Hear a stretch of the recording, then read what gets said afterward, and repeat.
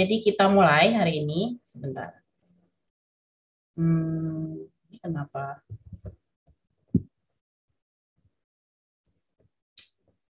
Oke. Ya, jadi minggu ini kita akan belajar tentang persepsi dan komunikasi.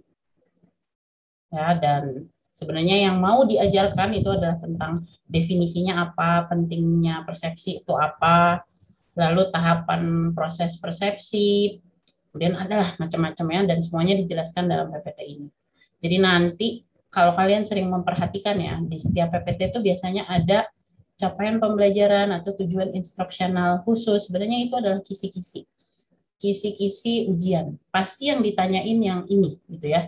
Pasti yang ditanyain itu yang berhubungan dengan capaian pembelajaran. Nah, definisi persepsi ya, itu kalau kalian lihat PPT yang di course itu menjelaskannya persepsi adalah seperti ini ya. Persepsi adalah pemberian makna terhadap stimulus yang ditangkap indera atau sensori indrawi. Mungkin ada orang yang mudah paham dengan kalimat ini, tapi mungkin ada juga yang sulit ya. Kenapa harus kata-katanya seperti itu gitu ya. Terus saya coba cari definisi lain. Ya, ini saya lebih paham, nggak tahu itu saya, nggak tahu kalau kalian ya. Tapi persepsi adalah proses top down ya. Jadi dari proses top down tuh dari indrawi kita lalu kita maknai gitulah ya. Bagi otak kita dalam menangkap data. Nah, menangkap datanya itu adalah sebenarnya pesan verbal dan non verbal ya.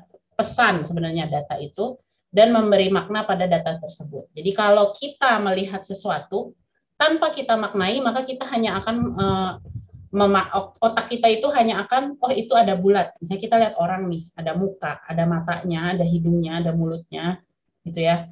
Atau hanya kita itu bilang ada 2 lingkaran, lalu mulutnya mungkin berbentuk apa gitu kan. Hanya seperti itu saja. Tapi ketika kita si otak ini kan dengan segala macam kecanggihannya ya, dia memaknai itu sebagai oh itu mukanya si siapa gitu kan, bukan cuma kita ngelihat matanya gitu ya, tapi kita maknai bahwa muka itu adalah muka seseorang yang saya kenali atau yang saya tidak kenali gitu ya.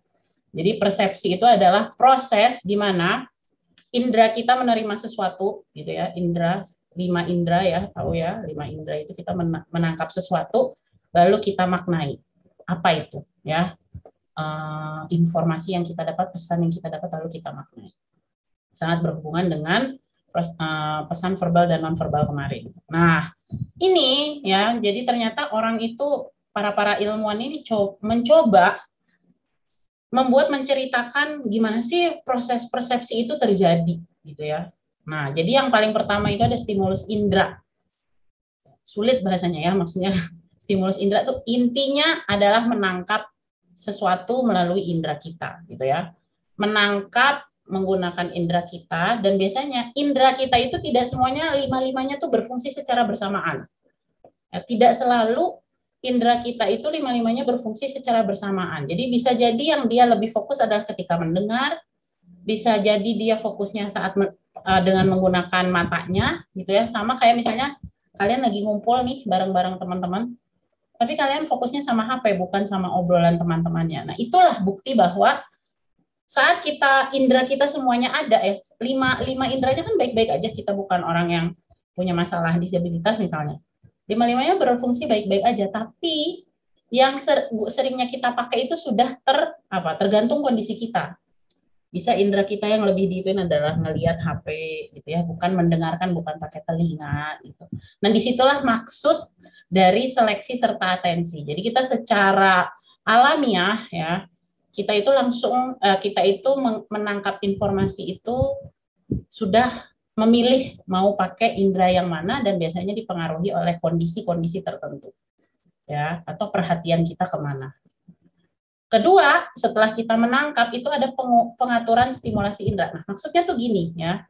Jadi setelah kita nerima informasi, kita nerima misalnya gambar Shiba Inu ya, misalnya gambar Shiba Inu virtual background saya. Itu karena kebetulan pas waktu pertama kali nyalain Zoom, yang pertama kali kita aktifkan kan mata kita ya. Kan saya tadi waktu pertama kali masuk nggak pakai suara gitu kan, baru ngelihat aja gitu ya, baru ngelihat oh Bu Nisa pakai virtual background Shiba Inu. Nah, itu berarti yang kamu fokuskan inderanya adalah mata.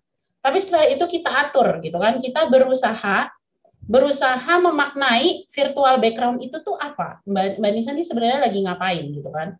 Terus kalian ada yang kayak, saya pengen pakai juga ah. Saya pengen, Mbak Nisa mau ngajakin kita pakai virtual background itu. Oh, atau mungkin kamu ngelihat tulisan Rabu siang tanpa ngantuk. Itu semua tergantung atensi atau seleksi kalian tadi kan. Nah, ketika kalian memaknai ya, maksudnya Mbak Nisa mau ngajak. Nah, itu sebenarnya adalah proses berpikir yang kira-kira pernah sesuai dengan pengalaman kalian. Jadi misalnya gini, minggu lalu Mbak Nisa ngajakin pakai virtual background nih, gitu ya. Jadi berarti aku juga ini maksudnya adalah menggunakan virtual background tersebut. Karena kalian punya pengalaman sama saya. Tapi kalau nggak punya pengalaman kan belum tentu, gitu kan. Nah, itulah maksudnya pengaturan. Jadi kita berusaha untuk memaknai apa sih pesan yang dikirim orang, gitu ya. Berusaha memaknai. Gitu. Nah, yang terakhir baru penafsiran atau evaluasi. Nah, evaluasi itu bisa bagian dari berpikirnya tersebut, tapi bisa juga perilaku kita. Ya, habis itu kita melakukan apa, itu pun adalah bagian dari persepsi itu sendiri, gitu ya. Jadi, aku nggak mau pakai lah, aku nggak usah uh, on cam gitu ya. Nah, itu juga adalah bagian dari penafsiran, evaluasi, dan bentuk perilaku dari persepsi kita. Nanti kayak apa prosesnya? Sambil jalan ya. Sekarang baru pertama kali dengar nggak apa-apa. Nah, ini coba ya, teman-teman ditulis di chat seperti biasa, apa yang pertama kali kalian lihat? Coba tulis di chat, apa yang pertama kali kalian lihat? Silakan, kita main game nih, beberapa slide ke belakang, kita akan main game. Oke. Wah, udah banyak ya. Bagus, banyak karena ini mudah ya. Oke, kita lanjutkan ya ke slide berikutnya. Teman-teman tolong apa yang pertama kali dilihat ya. Jadi sampai nanti slide-nya habis, tolong kasih tahu apa yang pertama kali kalian lihat. Ada gambar apa di situ? Oke.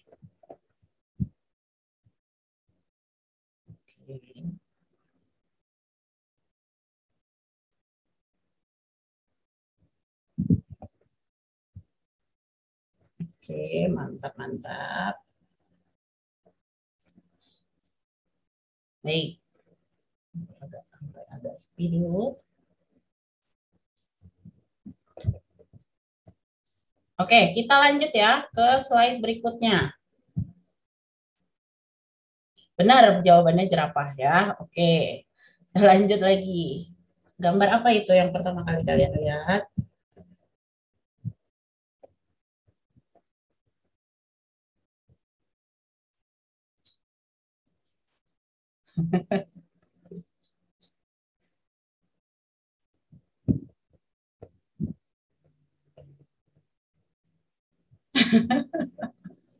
Mulai ada perdebatan ya di jawaban kalian.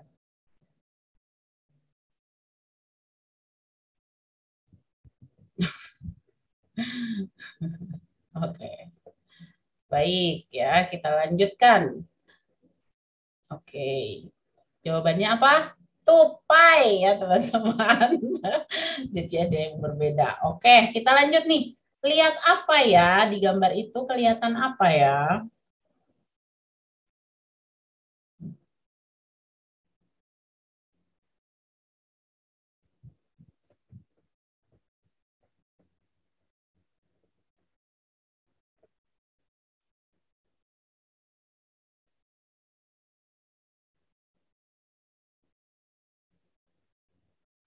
Oke, oke, oke. Kita lanjut. Baik ya. Apa jawabannya? Kita lihat 006 ya. Oke.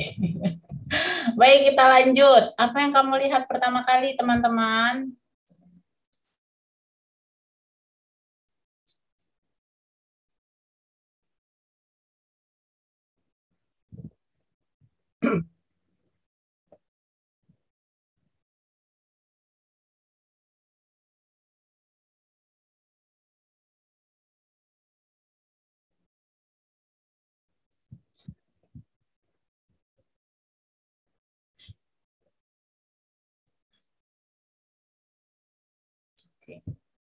Baik, kita lanjut lagi ya. Yang ini tidak ada yang benar. Apa yang kamu lihat pertama kali? Silakan nih gambar berikutnya.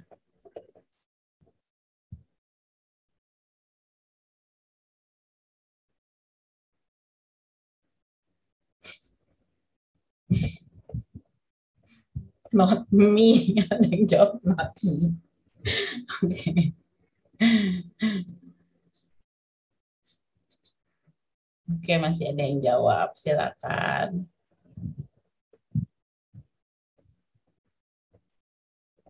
Oke, terakhir ya, terakhir. Apa yang kamu lihat pertama kali?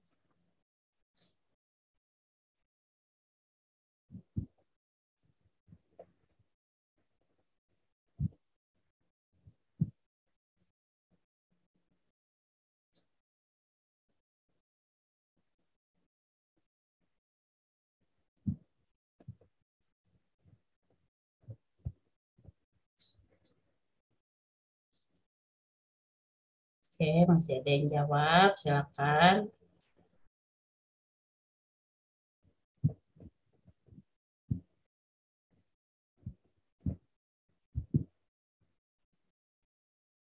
Oke, teman-teman kita Oke, kita selesaikan ya apa ininya tebak-tebakan ya. Apa bukan sih sebenarnya bukan tebak-tebakan ya, cuma menanyakan aja apa yang kamu lihat. Oke, kita lanjut. Nah, ya, coba perhatikan jawaban dari teman-teman tadi mungkin dari tadi udah pada memperhatikan ya. Kenapa jawabannya bisa banyak yang berbeda? Ada yang sama tadi ya kayak 006 rata-rata sama semua. Tapi kira-kira apa ya yang menyebabkan jawaban teman-teman tuh berbeda? Boleh di apa nyalain mic-nya, saya tunggu. Ada yang bisa menjawab? Ini berhubungan dengan apa yang tadi baru saja saya jelaskan tentang persepsi. Izin menjawab, Mbak. Oke, Fitriani silakan. Oke, menurut saya kenapa bisa kenapa bisa jawaban teman-teman berbeda itu karena adanya perbedaan pendapat. Terima kasih. Oke, perbedaan pendapat. Baik, ada lagi yang mau coba jawab? Saya Bu, izin jawab Bu. Ya, Siti Hasanah silakan. Oke, baik. Kalau menurut saya ini terkait stimulus indranya ya Bu. Jadi tergantung pada cara atau maksudnya indra itu menangkap si pesan itu bagaimana begitu Bu. Oke, baik. Terima kasih Siti Hasanah. Lanjut, ada lagi deh, satu lagi atau dua lagi kalau ada. Yuk, siapa yang mau coba menjelaskan? Jawabannya sama pun tidak apa-apa karena pasti bahasa kalian berbeda. Berlatih, berbicara, ya. Dan dengan berlatih berbicara itu biasanya membuat kita lebih paham. Oke, Rafif, yuk. Kenapa berbeda? Karena perbedaan sudut pandang, Bu. Perbedaan sudut pandang, baik. Ada lagi yang mau mencoba menjelaskan?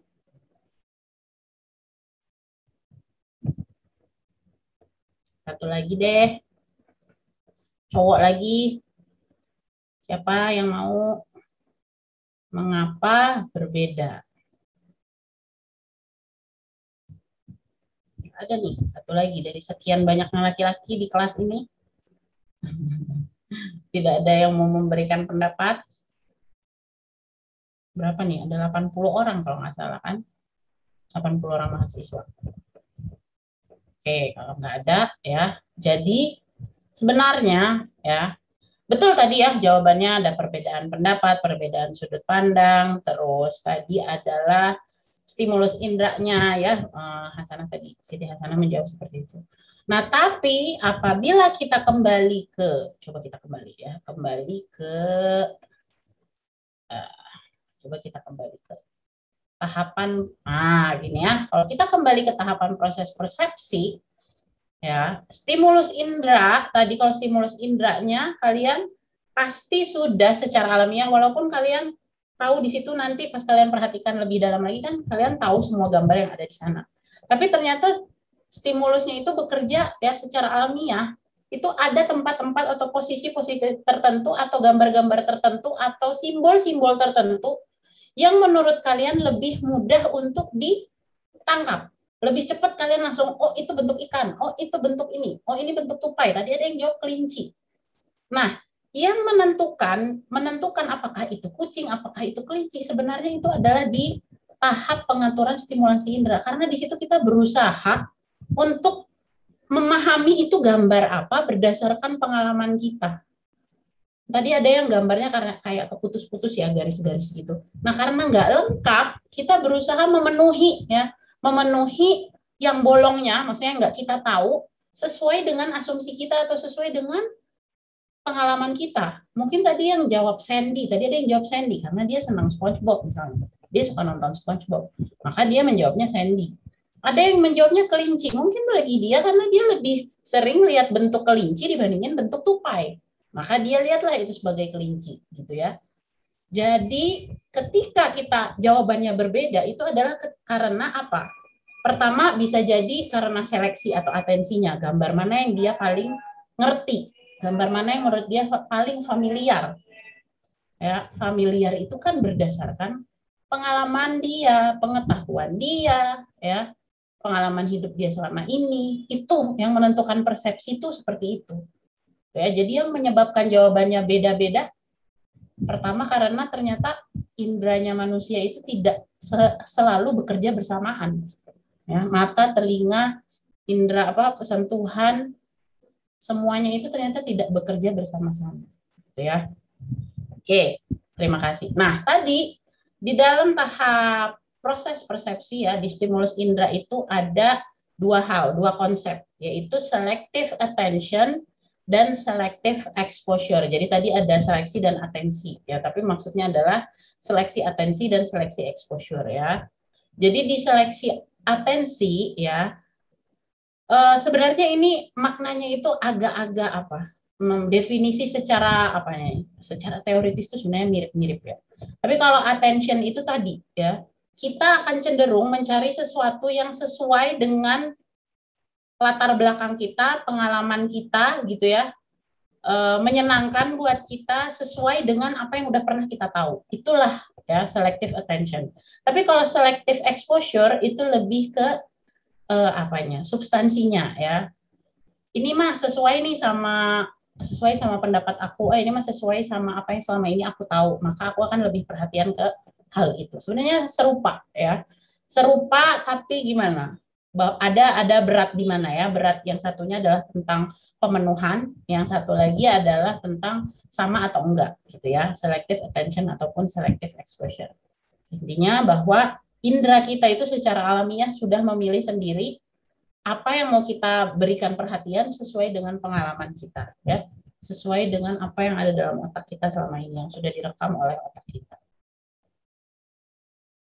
Nah, terus ada juga di tahap pengaturan itu ada masalah pelengkapan sama proksimitas. Nah, ini sebenarnya juga serupa ya, cuman biasalah konsep itu suka dibuat membingungkan ya.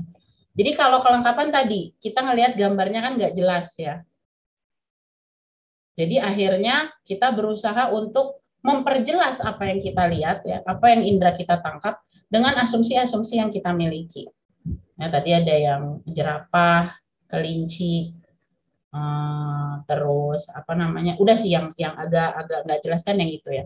Jadi kita berusaha untuk melengkapi sesuai dengan pengalaman dan pengetahuan. Nah, kalau proksimitas, ya jadi misal kayak tadi ya, proksimitas itu misal kita melihat sesuatu ya, proses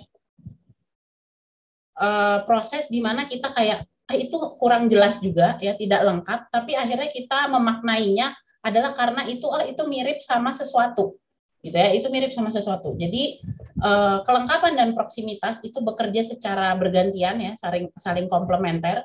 Jadi ketika kita nggak tahu sesuatu, maka kita berusaha untuk memaknainya sesuai dengan apa yang ada di dalam hidup kita selama ini, yang sama dengan kita. Kayak gitu. Oke, nah sekarang ada faktor-faktor yang mempengaruhi persepsi ya. Jadi ternyata persepsi kita itu bisa berubah-berubah tergantung 3 faktor ini. Pertama stimulus ya. Misal suara saya kecil. Jadi kita ngedengernya jadi nggak nyaman atau kayak harus jadi serius bener-bener ngedengerin atau harus pakai earphone. Nah, itu mempengaruhi persepsi ya. Jadi suaranya kecil, aku jadi nggak paham, aku jadi males dengerinnya. Nah, kayak gitu. Itu ya faktor stimulus. Jadi dari indranya, ya, dari indra melihat, kalau ada orang yang penampilannya menarik, maka kita kan langsung perhatian, ya. Tapi menarik itu juga tergantung pengalaman kita. Ada orang yang bilang yang menarik itu yang kayak orang Korea misalnya, ada yang bilang kayak orang Afrika itu yang menarik, gitu ya. Jadi stimulusnya gitu ya, yang bekerja di sini adalah faktor stimulusnya. Mencium, ya, aroma makanannya begitu kuat, maka kita akhirnya memberikan perhatian ke makanan tersebut, gitu ya. Terus sentuhan, ya, saya lagi ngajar gitu ya, tahu-tahu ada kucing lewat, kaget gitu ya. Nah, itu juga adalah bagian dari persepsi, gitu ya. Jadi saya sebenarnya lagi mengaktifkan indera yang lain, tapi karena ada faktor stimulus yang tiba-tiba datang, ya, tanpa sepengetahuan saya, tanpa dugaan saya, maka saya persepsinya akhirnya saya akhirnya pindah ke rasa kaget saat ada kucing lewat di kaki saya, ya. Terus perasa juga, ya, saking ada yang nggak kita suka, maka yang kita rasakan hanya yang itu saja. Ada orang yang mau makan bubur nggak suka pakai kacang. Terus dia taunya nggak ada kacangnya karena udah dibeliin orang misalnya. Terus pas dia makan, wah, ada kacangnya gitu, aku nggak mau makan lagi. Nah, ya, kayak gitu. Jadi faktor stimulus itu berpengaruh juga terhadap persepsi kita, gitu ya. Yang kedua adalah faktor penerima persepsi atau perseptor. Jadi orang yang dikirimin pesan, kalau dia lagi lapar, haus, ya, ada biologis dan psikologis. Biologis ya, physically lah ya, lapar, haus, panas, dingin, itu akan mempengaruhi kita ngedengerin orang apa enggak, gitu ya, memberikan perhatian atau enggak, gitu. Kalau dulu saya waktu SMA, sekolahnya tuh nggak ada AC-nya, terus jendelanya tuh susah dibuka, jadi kalau udah siang itu udah nggak bisa fokus saking panasnya, jadi cuma sibuk-sibuk kipas-kipas doang. Nah, itulah bentuk, ya, faktor yang mempengaruhi persepsi. Dan juga psikologis, tentu kalau kalian lagi nggak fokus, lagi capek, ya, lagi emosi gitu, akhirnya kalian jadi tidak bisa memberikan perhatian ke orang lain. Biasanya perhatiannya ke diri sendiri. Gue lagi capek, udah, gue nggak mau dengerin, kayak gitu ya.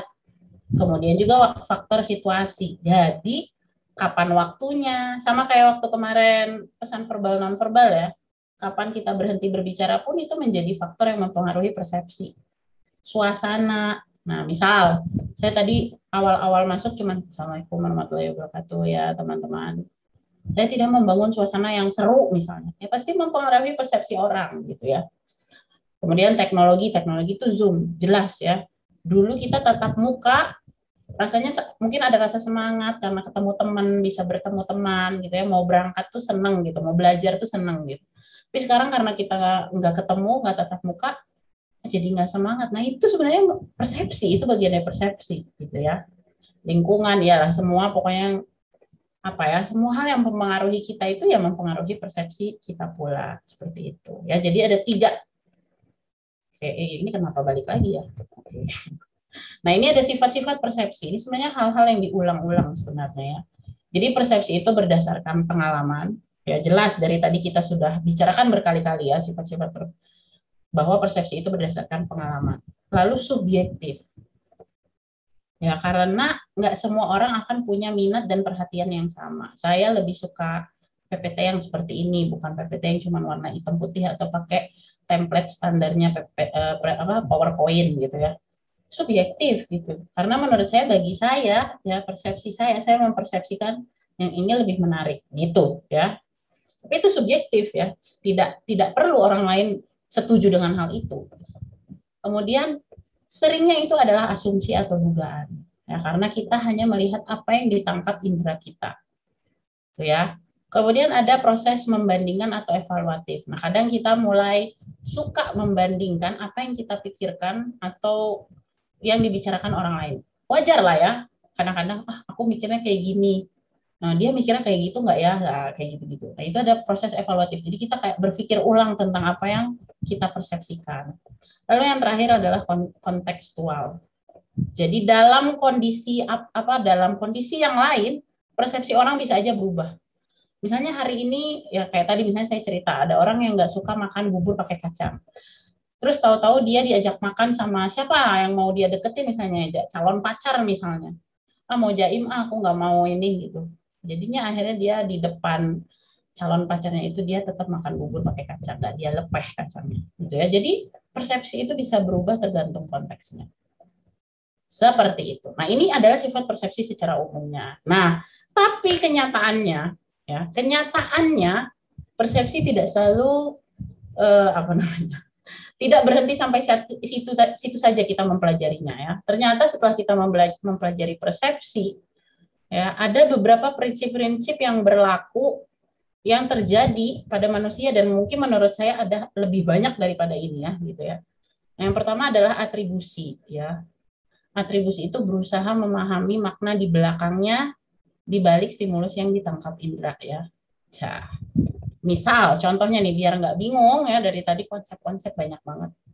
Coba ya, atribusi ini biasanya dia tersenyum tapi hari ini dia biasa-biasa aja.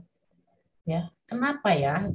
Nah, atribusi itu apa yang ada di belakangnya? Apa yang menjadi makna dari pesannya gitu ya. Bu Nisa biasanya senyum, biasanya suaranya kencang, tapi hari ini kok dia kayak gini ya, kok dia kayak hari ini kayak lemes gitu ya. Ada apa ya? Kenapa ya Bu Nisa kayak gitu, misalnya. Nah, karena kita cenderung ingin mencari tahu, ya, ingin mengetahui mengapa orang melakukan sesuatu yang di luar kebiasaannya. Itulah atribusi, ya. Jadi biasanya kita suka memberi makna, dia kenapa yang marah sama aku? Kenapa dia ngediamin aku ya? Aku salah apa? Nah, itulah atribusi. Jadi berusaha untuk mencari maksud dari pesan yang ditangkap indera. Karena nggak selamanya yang ditangkap indera itu, yang ditangkap oleh indera kita itu bisa langsung dimaknai kan. Ya, orang tersenyum tapi di baliknya dia beneran seneng apa enggak sih? Nah, kayak gitu. Ya, atribusi seperti itu. Kemudian ada implicit personality theory. Wah, ini kenapa ada personality ya? Jadi ternyata manusia itu mengasumsikan sifat seseorang sesuai dengan apa yang dia lihat. Jadi misalnya gini ya, jadi dia berusaha untuk menjelaskan tentang sifat seseorang sesuai dengan apa yang dia tahu selama ini. Jadi misalnya gini, misalnya ini saya ya, foto saya nih. Menurut kalian saya tuh ceria dan suka tersenyum. Berarti ya personality-nya Bu Nisa yang lain pasti yang setara atau yang serupa dengan ceria dan suka tersenyum. Ya, pasti Bu Anissa ramah, baik, nggak bakal nyesahin orang, nggak mungkin dia mukanya kelihatan sedih. Gitu. Jadi kita berusaha untuk ya mendefinisikan personality seseorang sesuai dengan apa yang kita lihat selama ini. Kita misalnya lihat orang nggak kemarin tuh yang gambar rambut merah ya, kan ada yang bilang rocker. Orangnya pakai rambut merah tuh dia sukanya dandanannya yang kayak gitu, pakai tato segala macam. Nah, pasti dia orangnya suka kebebasan, nggak suka peraturan. Nah, itu adalah kesimpulan-kesimpulan tentang personality seseorang ya yang kita buat karena kita merasa tahu tentang mereka gitu ya. Jadi samalah pasti tuh apa yang dikasih lihat sama dia itu menunjukkan pribadi dia. Nah, gitu ya, kira-kira seperti itu implicit personality theory. Kemudian ada meramal sendiri. Udahlah, ini sangat jelas ya. Jadi kita sering sekali meramal sendiri pesan-pesan yang dikirim ke kita atau pesan-pesan yang kita tangkap. Ya, misal ya. Ini kalian coba tuliskan di chat nih. Khusus yang ini saya minta kalian yang mengasumsikan ya. Ada orang memandang kita seperti ini nih, mukanya kayak gini. Kira-kira apa reaksi kalian? Coba ditulis di chat. Ada orang ngelihat kayak gini, maka saya akan apa? Atau bagaimana kamu mempersepsikan ekspresi muka orang yang seperti ini? Silakan ditulis di chat.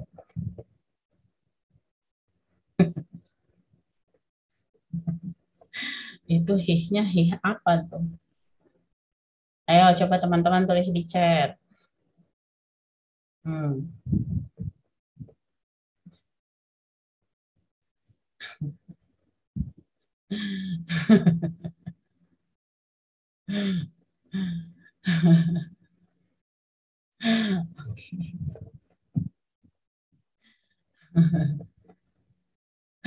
Oke.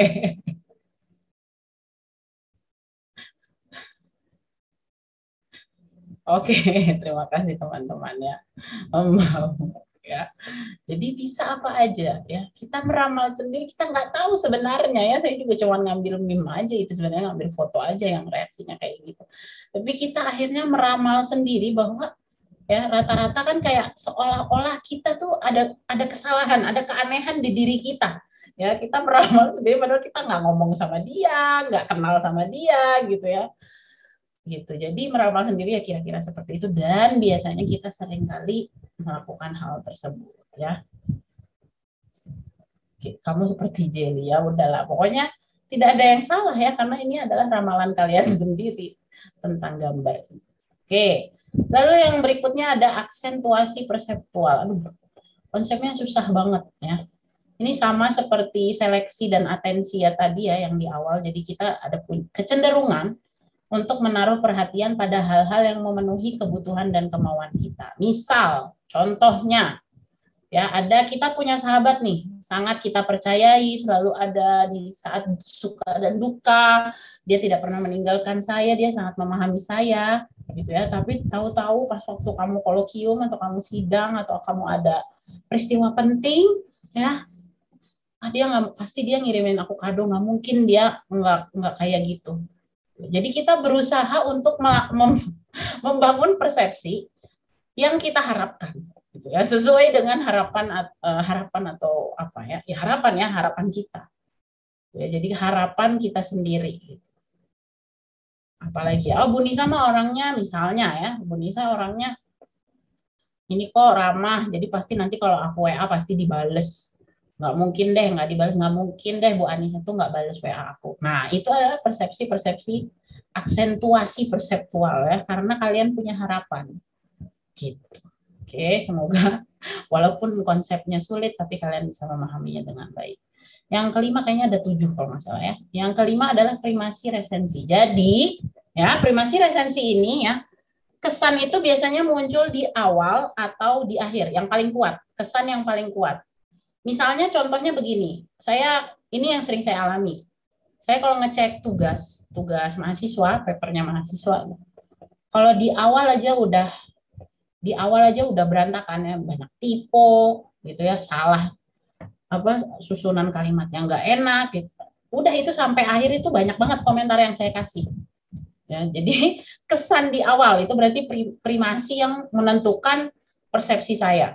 Ya, jadi saya akhirnya jadi jeli. Wah, ini jadi kayak orang mencari-cari kesalahan akhirnya gitu ya. Nah, tapi ada juga, itulah ya salah satu contoh primasi. Ada juga yang terakhir, misal ya kayak saya udah baca tadi tugas, pas di ujung, tapi ternyata dia bagus menganalisnya walaupun dia cara menulisnya nggak baik. Nah, berarti pas di akhir saya persepsinya bisa jadi berubah gitu ya. Jadi biasanya kesan atau pesan itu kuat di awal atau di akhir ya. Jadi ya ini, di awal tersenyum, di akhir bisa aja kita tidak tersenyum. Misalnya nonton film pas di awal kayak bosen atau malah awalnya seru, tapi pas di ujung ya cuman gini doang nih film gitu ya.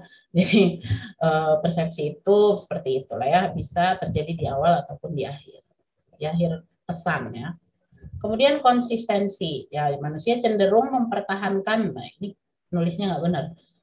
Manusia cenderung mempertahankan konsistensi dalam membangun persepsi. Contohnya, ya, tidak suka suara orang mengunyah makanan. Saya nggak suka tuh kalau ada orang yang gitu ya, nyap-nyap gitu. Maka karena saya punya pengalaman seperti itu, saya punya ketidaksukaan seperti itu, maka sulit bagi kita untuk mentolerirnya. Jadi kalau ketemu orang yang makannya kayak gitu, saya akan cenderung makannya jangan kayak gitu, atau saya nggak tahan gitu ya. Saya berusaha untuk tidak fokus ke suara nyap-nyap itu, misal ya. Tapi sebenarnya sih biasa aja. Oke, kita lanjut stereotype ya. Jadi ternyata persepsi kita itu gini ya, asumsi kita, otaknya manusia itu canggih ya, complicated banget gitu ya, yang menyebabkan kita membangun asumsi itu ternyata banyak sekali. Ya, dan stereotype itu biasanya kita menilai suatu kelompok itu punya kecenderungan nilai tertentu dan akhirnya kita aplikasikan ke individu. Misal di sini ya, orang-orang menggunakan cadar. biasanya kita anggap apa radikal, ya, atau apalah gitu ya, pasti orangnya gimana. Ketika kamu bertemu dengan atau berteman dengan orang yang pakai cadar, kamu cenderung mempersepsikan bahwa dia akan serupa dengan kelompoknya, gitu ya. Itulah stereotip. Ini kenyataan bahwa manusia seperti itu cara berpikirnya, ya. Karena mereka nggak punya, bisa jadi mereka nggak punya pengalaman lain dengan orang yang menggunakan cadar, makanya dia berpikirnya seperti itu, gitu ya. Terus ini habis ini apa nih?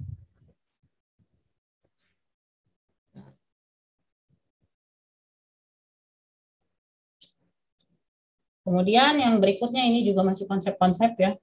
Ada namanya persepsi interpersonal dan persepsi objek. Itu jadi ketika kita, sebenarnya saya kurang setuju dengan topik ini ya, maksudnya dengan penjelasan ini, karena seringkali ada kan objek-objek walaupun dia benda mati, tapi kita punya memori di sana, kayak tempat makan favorit, ya, tempat makan yang saya suka, atau tempat wisata yang saya punya banyak memori. Pasti ada reaksi emosional gitu, walaupun itu sebenarnya sama orang memorinya gitu ya. Tapi ternyata ada ilmuwan yang menyatakan bahwa ketika kita mempersepsikan manusia dan kita mempersepsikan objek itu pasti akan ada perbedaan gitu ya. Nah ini kayaknya karena saya kurang setuju ya dengan konsep ini, nanti kalian coba dengerin kuliahnya atau videonya Pak Sutisna yang menjelaskan ini dengan lebih jelas. Tapi intinya bahwa kalau yang sesama manusia itu ada reaksi emosional, terus kita berusaha untuk memahami yang tidak terlihat, yang tadi kayak atribusi, manusia selalu berubah. Nah, sedangkan objek dia cenderung tetap, ya, tidak ada reaksi emosional, hanya memahami apa yang terlihat saja kalau karena dia benda mati gitu ya. Padahal menurut saya enggak gitu. Menurut saya sih objek itu juga bisa melahirkan reaksi emosional gitu ya. Dan dia juga cenderung dia juga berubah-berubah gitu ya. Jadi menurut saya persepsi interpersonal dan persepsi objek tuh sama sih sebenarnya kita mengikannya. Cuman kalian mungkin nanti apalin aja yang bagian itu ya. Nah sekarang tadi saya udah ngejelasin, habis ini kita ada kegiatan interaktif lagi. Kira-kira apa manfaat dari mempelajari persepsi? Ya, nah ini aja dulu.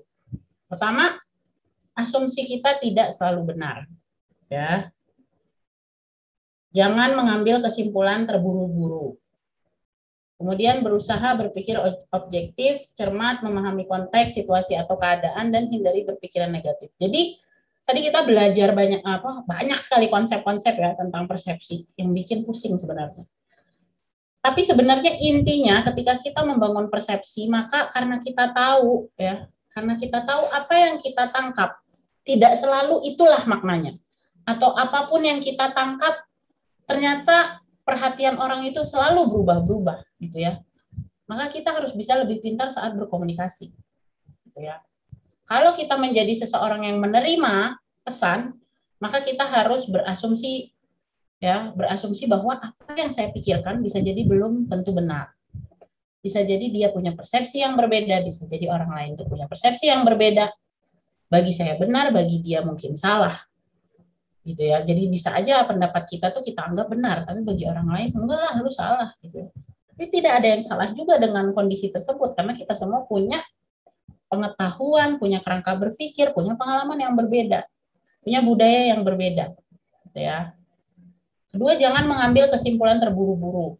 Jadi jangan apapun yang kita tangkap oleh indera kita, berusaha kita untuk memprosesnya dengan lebih baik, dengan lebih tenang. Kalau kita tahu bahwa indera kita itu kadang hanya fokus pada satu, atau kita memilih-milih mana perhatian kita, maka kita harus berusaha, setelah itu, kita harus berusaha untuk lebih objektif. Oh, tadi saya pas pertama kali dengar itu, saya sedang emosi. Berarti saya tenangin dulu biar saya bisa berpikir lebih objektif ya, nyambung ke berikutnya. Nomor 3, berusaha berpikir objektif. Kemudian yang empat ya, memahami konteks, situasi atau keadaan. Kita harus tahu bahwa persepsi itu akan terus berubah sesuai dengan konteksnya. Jadi hari ini bisa aja dia punya persepsi A, besok bisa jadi berubah. Besok lagi bisa berubah lagi ya. Manusia itu dinamis banget. Jadi jangan, lu kemarin ngomong kayak gini, lu yang konsisten dong. Tanya, apa yang membuat kamu merubah keputusanmu? Apa? Jangan nyalahin lu yang konsisten. Nah, kita belum tahu alasannya apa. Kita belum tahu cara berpikir dia kayak gimana. Maka yang tepat adalah tanyakan. Kenapa kamu mengubah keputusanmu? Padahal kemarin kamu bilangnya seperti ini. Kalau tidak bisa diterima, jelaskan. Kalau kamu merasa paham, ya sudah selesai, tidak usah diperdebatkan kembali. Ya.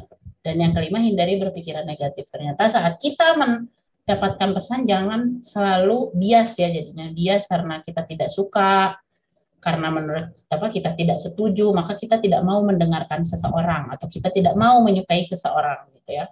Jangan lakukan seperti itu dengan sudah belajar persepsi.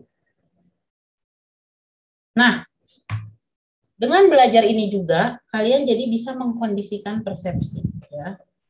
Ini kenapa ya? Habis ini PPT-nya kok begini? Nah, ini ya bagaimana mengkondisikan persepsi. Mengkondisikan persepsi itu maksudnya gimana ya caranya supaya persepsi yang ingin saya sampaikan atau pesan yang ingin saya sampaikan diterima atau dipersepsikan oleh tepat gitu ya. Jadi nggak berubah, makna pesan yang ingin saya sampaikan itu nggak berubah ke penerimanya. Pertama, fokuskan perhatian dengan memanfaatkan 5 indera. Jadi dia bisa dengar suara saya dengan baik nggak ya? Dia bisa baca PPT saya dengan baik nggak ya? Kalau saya nih, saya lagi ngajar. Mereka duduk apa rebahan atau apa enggak ya, kayak gitu-gitu. Jadi kita mulai memikirkan indera-inderanya penerima kita, apakah mereka semua dalam kondisi prima, begitu ya, inderanya. Biar persepsi, biar atensinya, perhatian mereka itu udah ke kita, ke pembicaranya. Kedua, buat pesan yang jelas dan lengkap. Jadi jangan ada informasi yang ditutup-tutupi, ya. Mau ngomongin apa? Di list, saya mau ngejelasin ini, gitu ya. Berarti nanti di pesan saya harus ada ketiga hal ini, nah, kayak gitu. Terus yang ketiga tadi ya, cara bercerita yang sesuai dengan halayak atau penerima. Jadi saya ngomongin contoh-contoh yang ada di PPT saya berusaha supaya kayak yang pesan verbal dan non verbal kemarin pakai meme.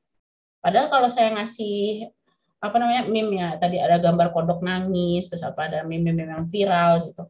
Kalau saya presentasinya ke orang tua, senior, mungkin bagi mereka tuh kenapa sih kok nggak formal banget ini presentasinya? Bisa aja kayak gitu, bisa aja. Tapi karena saya tahu saya ngobrolnya sama anak muda, maka saya gunakanlah gambar-gambar yang ada meme gitu lah, yang lebih familiar sama Anda. Gitu ya. Jadi itu adalah salah satu cara untuk mengkondisikan persepsi kita. Persepsi penerima, ya. Keempat, membangun suasana agar kondisi psikologis mestinya ya, bukan psikologi. Psikologis peserta siap untuk mendengarkan ya. Jadi misal ya, sebelum kuliah atau di pertengahan kuliah ada ice breaking. Jadi nggak lelah, orang tuh nggak lelah dengerin terus. Makanya di tengah-tengah ada kuis atau ada bercandaan atau bertanya kepada mahasiswa ya, contohnya. Itu kan supaya orang tuh kembali perhatian gitu ya.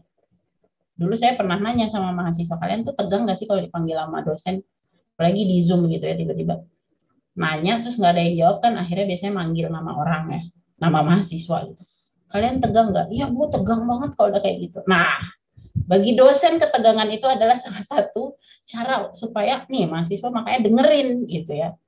Gitu. Jadi itu sebenarnya adalah kecemasan dosen. Ya, biasanya tatap muka bisa langsung nanya, bisa langsung ngobrol.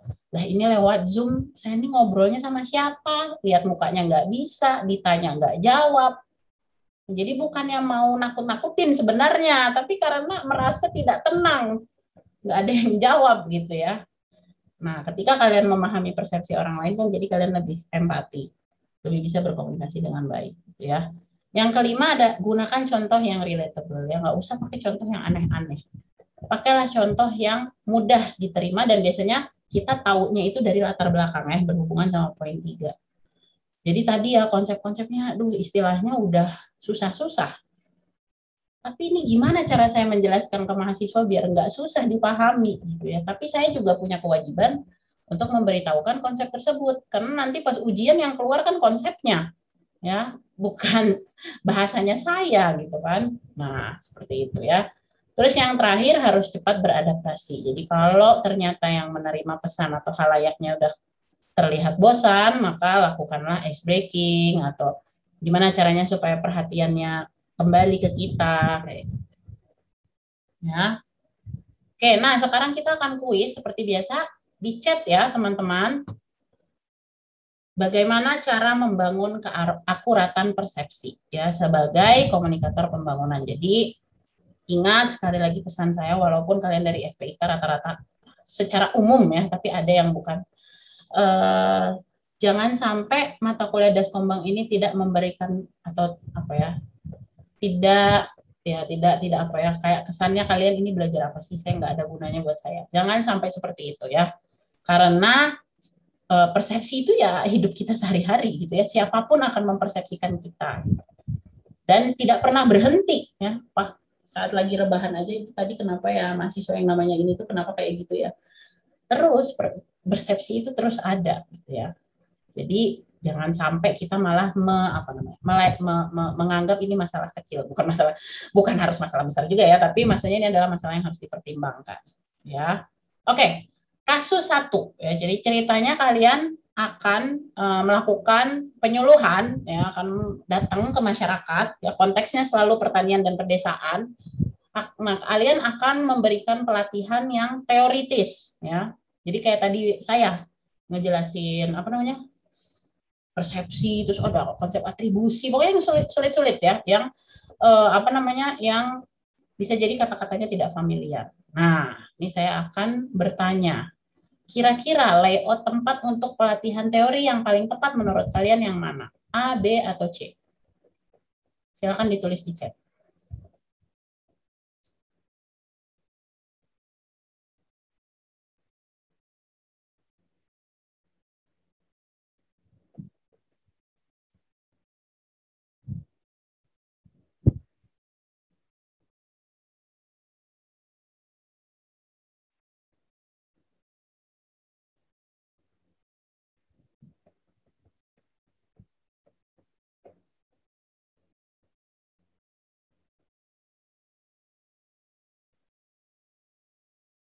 Oke, baik. Sudah agak berhenti menjawabnya. Kita lanjut dulu deh. Kita lanjut dulu. Kasus 2 untuk tadi kan pemberian teori ya, pelatihan. Oke. Nah, sekarang adalah untuk diskusi kelompok. Untuk diskusi kelompok. Yang mana kira-kira ya, masih layout tempat. Yang mana yang kira-kira paling tepat untuk diskusi kelompok?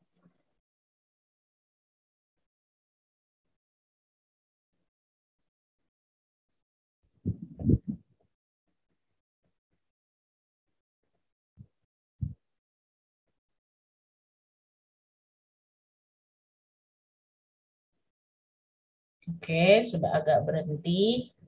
Kita lanjut ya. Kasus 3. Nah, ini kalian ingin mengenal masyarakat. Jadi, Bu, tidak ada tujuan lain selain mengenal masyarakat. Kira-kira situasi atau bukan situasi ya, tempat yang paling baik untuk mengenal masyarakat yang mana?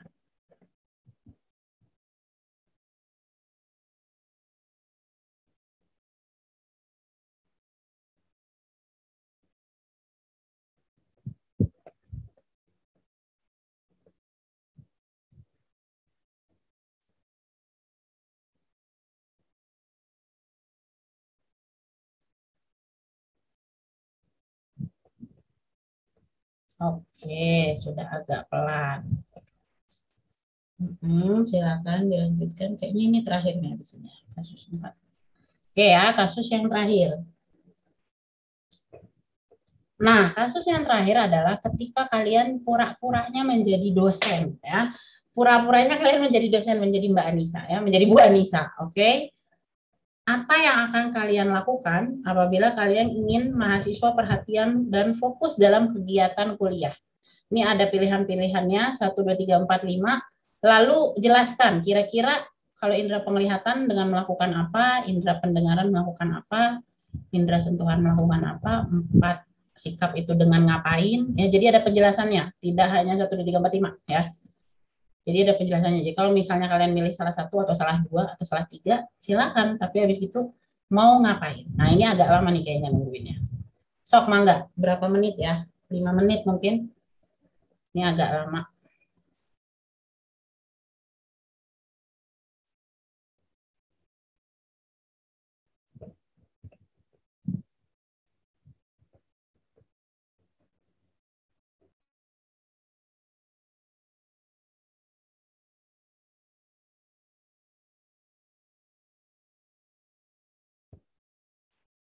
Boleh lebih dari satu ya, teman-teman ya.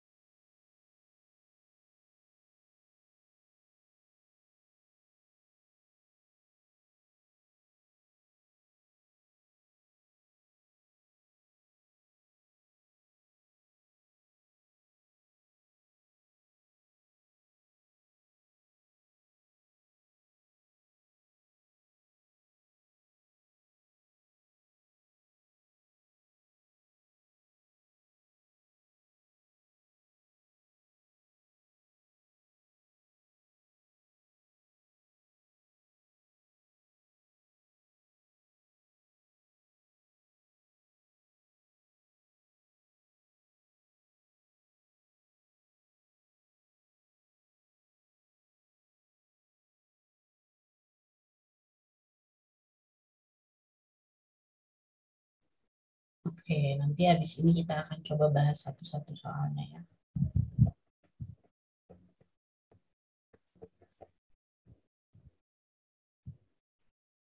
Henrikus itu ANS apa? N atau apa?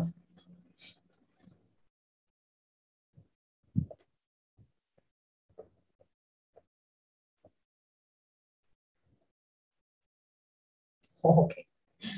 Oke. Sinkronus, oke.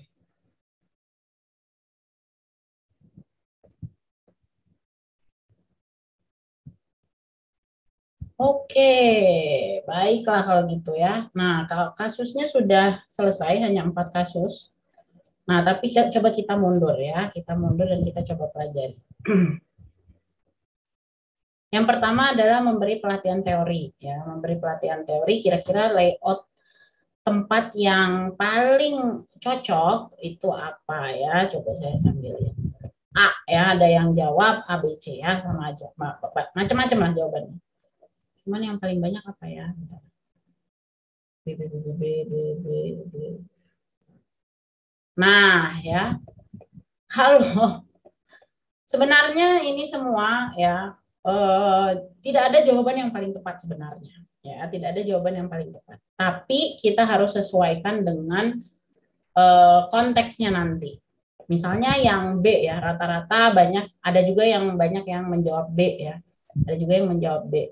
Nah, ini mungkin karena mereka fokus dalam artian gini. Ketika ngomongin teori jangan dibawa yang sulit-sulit ya, yang agak menyenangkan. Jadi ini kan kayak apa ya, ini mejanya aja meja yang agak menyenangkan gitu kan, kayak permainan gitu kan. Jadi mungkin ada orang yang berpikir seperti itu ya.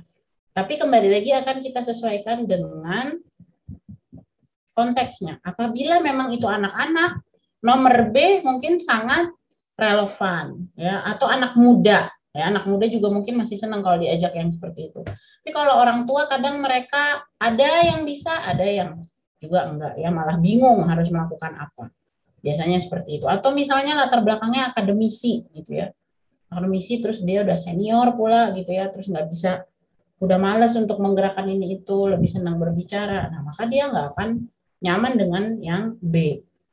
Kemudian yang A nih, yang A kan kayaknya kesannya formal. Nah, yang kesannya formal. Jadi kalau pesertanya siapa gitu ya, mungkin lebih cocok pesertanya mungkin yang formal-formal ya. Pesertanya yang agak formal pasti yang paling cocok A gitu ya. Mungkin yang paling itu A gitu ya. Nah, tapi kalau C ini kayaknya untuk teori ya, tempat duduknya nggak enak menurut saya. Menurut saya lagi-lagi ini persepsi saya, tapi bagi teman-teman bisa jadi itu yang nyaman. Ya, jadi ketika kita menentukan ya, ini kan namanya faktor apa tadi? Kalau ada yang bisa jawab nggak? Layout tempat tuh berarti faktor apa, teman-teman? Jadi kan ada faktor-faktor yang mempengaruhi stimulus. 1, faktor stimulus. 2, faktor apa tadi? Yang ada biologis dan psikologis. 1 lagi ada yang terakhir itu yang faktor situasional. Yang mana kira-kira layout tempat ini? Siapa yang mau jawab? Atau mau di chat juga boleh. Termasuk faktor apa ini? Situasi mungkin, Bu. Siapa tadi yang jawab? Suaranya kecil. Saya, Bu, Yohan. Oh, Yohan, ya, apa jawabannya? Situasi kalau menurut saya, Bu. Ya, faktor situasional. Nah, tapi juga bisa nggak akibat faktor situasional tuh muncul faktor yang lain? Ini kan karena ini baru layout tempatnya kan? Bisa nggak dia mempengaruhi faktor-faktor yang lain? Ada yang mau coba jawab nggak?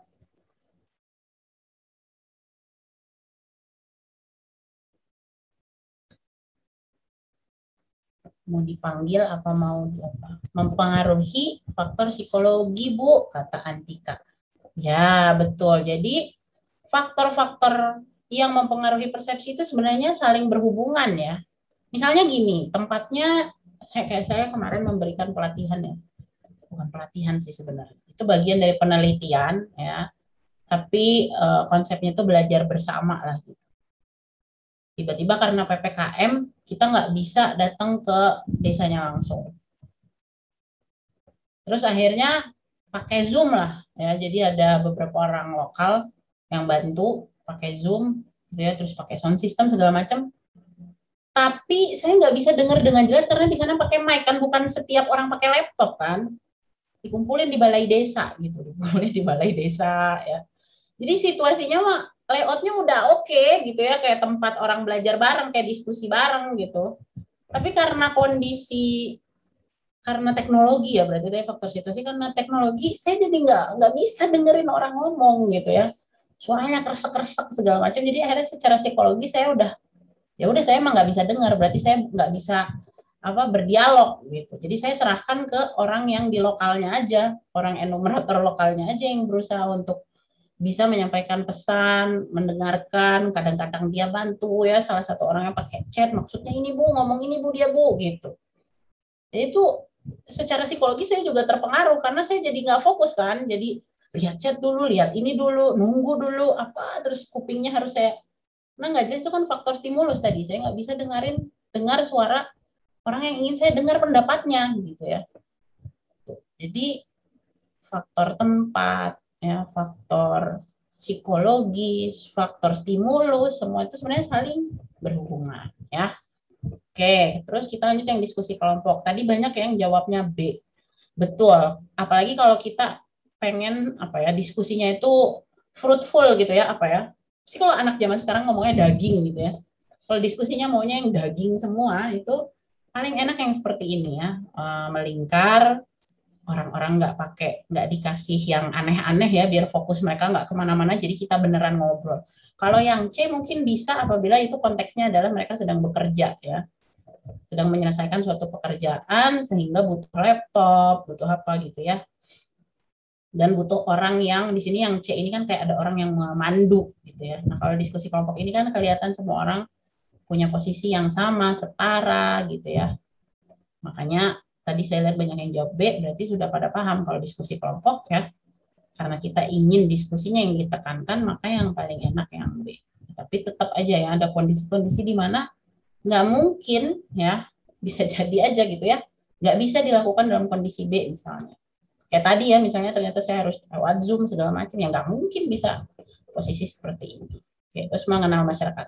Nah, kalau mengenal masyarakat gimana nih teman-teman? Coba dong nyalain mic-nya dan jelaskan.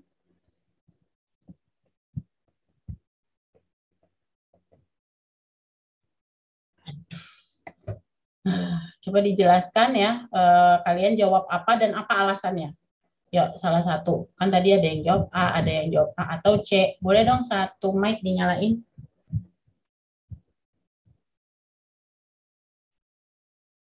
Siapa teman-teman?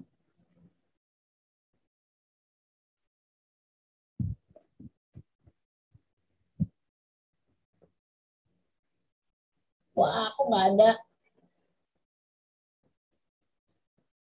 Six. Siapa yang mau menjawab?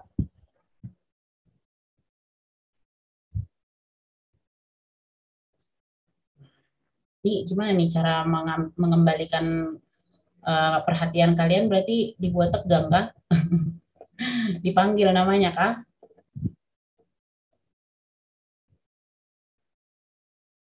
Elga ada nggak Elga?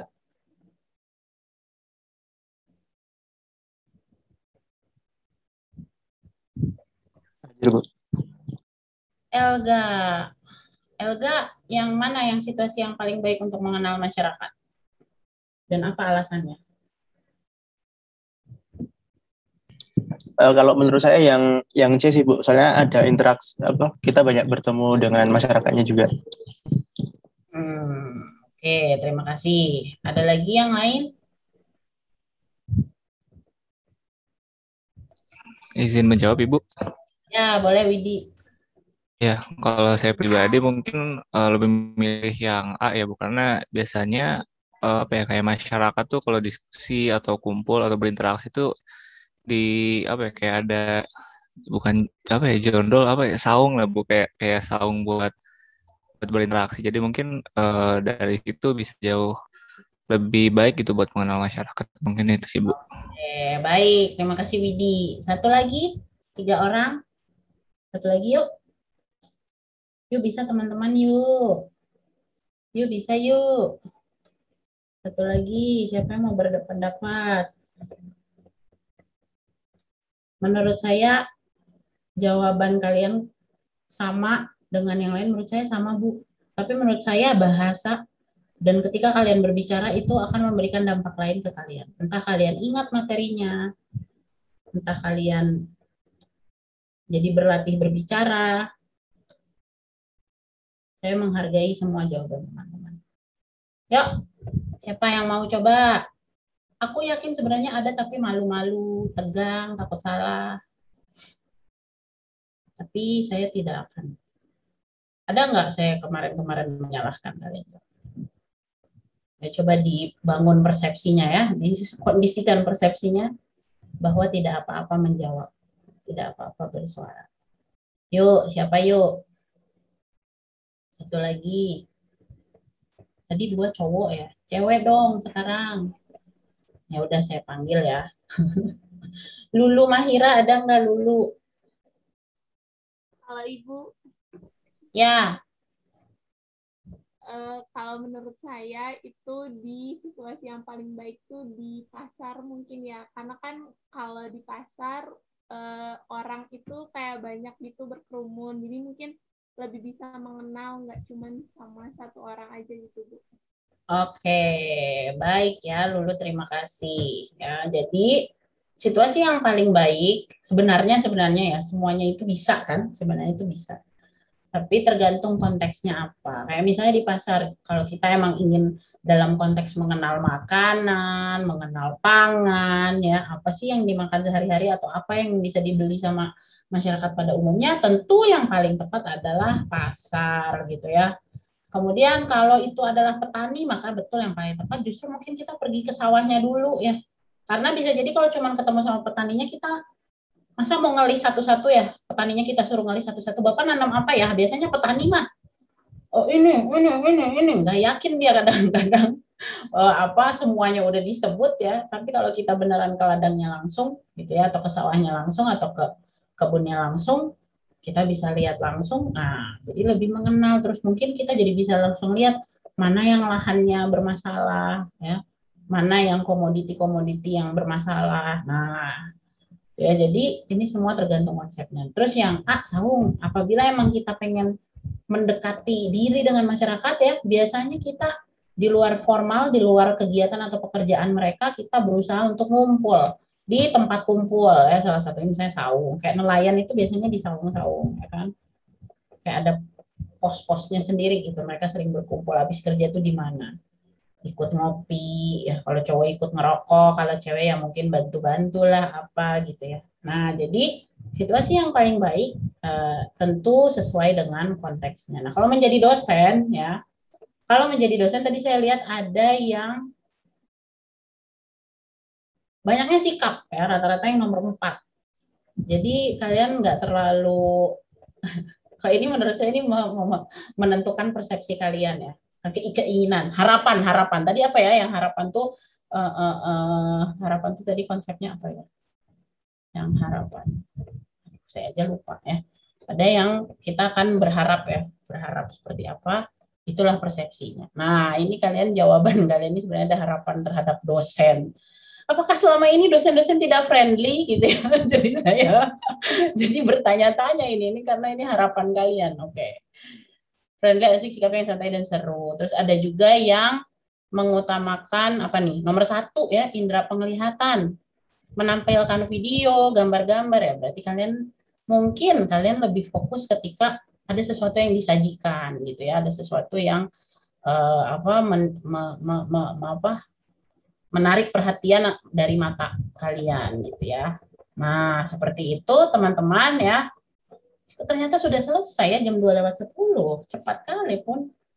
Ternyata sudah selesai. Jadi pelajaran persepsi kali ini kalian jadi belajar pertama proses orang berasumsi, melahirkan persepsi. Itu ternyata ada penyebab-penyebabnya, dan sebenarnya sebagai seorang komunikator kita harusnya paham ya bahwa ada hal-hal yang mempengaruhi orang dalam membangun persepsi, dan akhirnya kita bisa belajar dari pengalaman tersebut atau dari ilmu tersebut ya, gimana nih caranya supaya orang persepsinya itu sesuai dengan apa yang kita maksud ya ketika kita berkomunikasi dengan seseorang. Nah, karena belum sampai 14:40 mungkin ya, karena tadi konsep-konsepnya judulnya aneh-aneh gitu ya. Boleh kalau ada yang ingin bertanya, boleh diaktifkan mic-nya, kemudian bertanya ya.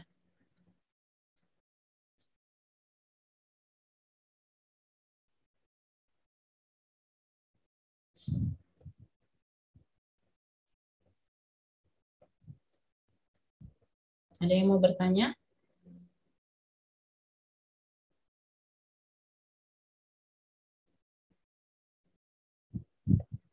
Nggak ada.